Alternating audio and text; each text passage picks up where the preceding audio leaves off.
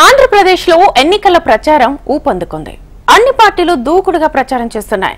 అభ్యర్థులు గెలుపే లక్ష్యంగా ఎత్తులు పై ఎత్తులతో ప్రచారంలో దూసుకుపోతున్నారు. ఎన్నికలకు కొద్ది రోజులే గడువు ఉండడంతో అభ్యర్థులు వ్యూహాలకు పదును పెడుతున్నారు. ఒకరు సామాజిక వర్గాన్ని నమ్ముకుంటే మరొకరు అభివృద్ధిని నమ్ముకొని ముందుకు సాగుతున్నారు.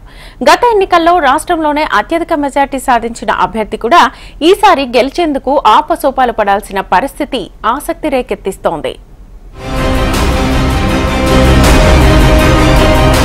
2019 ఎన్నికల్లో పులివెందుల తర్వాత భారీ మెజార్టీ వచ్చిన కంచుకోట ప్రకాశం జిల్లాలోని గిద్దలూరు అసెంబ్లీ సెగ్మెంట్. గత ఎన్నికల్లో గిద్దలూరులో వైసీపీ అభ్యర్థికి ఏకంగా 81,000 భారీ మెజార్టీ వచ్చింది. అంతటి శత్రు దుర్భేద్యమైన కోటలో కూడా వైసీపీ ఈసారి గెలిచేందుకు నానాపాట్లు పడాల్సిన పరిస్థితి ఏర్పడింది. అందున అత్యంత జనాదరణ పొందిన సిట్టింగ్ ఎమ్మెల్యేకు సైతం స్థానచలనం తప్పలేదు. వేరే చోట గెలిచిన ఎమ్మెల్యేను గిద్దలూరు నుంచి బరిలో దింపారు వైసీపీ అధినేత జగన్. గిద్దలూరులో పోటీ చేస్తున్న ఇద్దరు అభ్యర్థులు రెడ్డి సామాజిక వర్గానికి చెందినవారే కావడం జనంలో ఆసక్తిని రేపుతోంది. ఒంగోలు లోక్సభ నియోజకవర్గంలోని గిద్దలూరు అసెంబ్లీ సెగ్మెంట్ గత ఎన్నికల్లో వైసీపీకి కంచుకోటగా నిలబడింది. గత ఎన్నికల్లో నియోజకవర్గ ప్రజలు వైసీపీ ఎమ్మెల్యేను పూర్తి స్థాయిలో బలపరచడంతో మెజార్టీ 81,000 దాటింది. అలాంటి స్థానంలో ప్రస్తుతం మార్కాపురం సిట్టింగ్ ఎమ్మెల్యే నాగార్జునరెడ్డిని పార్టీ బరిలో దింపింది. తెలుగుదేశం పార్టీ అభ్యర్థిగా మాజీ ఎమ్మెల్యే అశోక్ రెడ్డి పోటీ చేస్తున్నారు. నియోజకవర్గాల పునర్విభజన తర్వాత జరిగిన 3 ఎన్నికల్లోనూ టీడీపీ ఓడిపోయింది. 2009లో ప్రజారాజ్యం నుంచి గెలిచిన అన్నా రాంబాబు 2014లో టీడీపీ తరపున పోటీ చేసి ఓడిపోయారు. 2014లో వైసీపీ నుంచి గెలిచిన అశోక్ రెడ్డి 2019లో టీడీపీ నుంచి పోటీ చేసి ఓటమిని చవిచూశారు. గిద్దలూరు నియోజకవర్గ ఓటరు అభ్యర్థిని చూసి కాకుండా పార్టీ గుర్తు చూసి గెలిపిస్తున్నారన్న దానికి ఈ ఫలితాలే నిదర్శనం.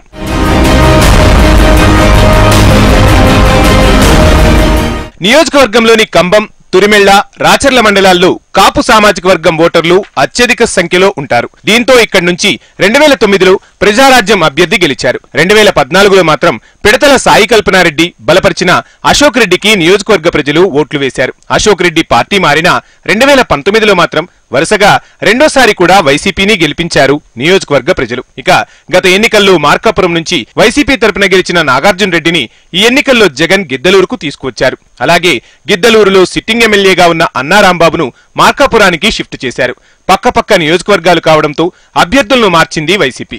దీనివల్ల అధికార పార్టీపై సహజంగా ఉండే నెగిటివ్ ఇంపాక్ట్ ను అధిగమించేందుకు ప్రయత్నం చేశారు వైసీపీ అధినేత జగన్. వాస్తవంగా చూస్తే నియోజకవర్గంలో వైసీపీ బలంగా ఉంది. అధిక మెజార్టీ వచ్చిన చరిత్ర కూడా ఉండడంతో అభ్యర్థిని మార్చాల్సిన అవసరం లేదన్న అభిప్రాయం కూడా వ్యక్తమవుతోంది. టీడీపీ అభ్యర్థి అశోక్ రెడ్డి గత ఎన్నికల్లో ఓడిపోయిన సానుభూతితో పాటు అందరినీ కలుపుకుపోతున్నారన్న పేరు ఉంది.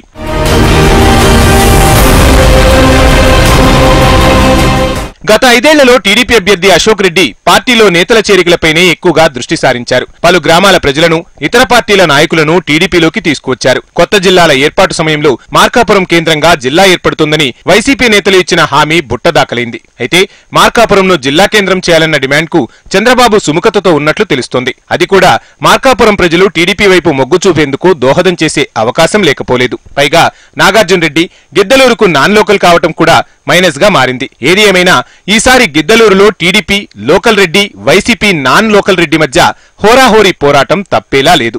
అయితే ఏ విధంగా చూసినా తెలుగుదేశం పార్టీకి గెలుపు అవకాశాలు ఎక్కువగా కనిపిస్తున్నాయి. ఇద్దరు అభ్యర్థులు సమవుజ్జీలు కావడంతో గిద్దలూరు ప్రజలు ఎటువైపు మొగ్గు చూపుతారన్నది ఆసక్తి కలిగిస్తోంది.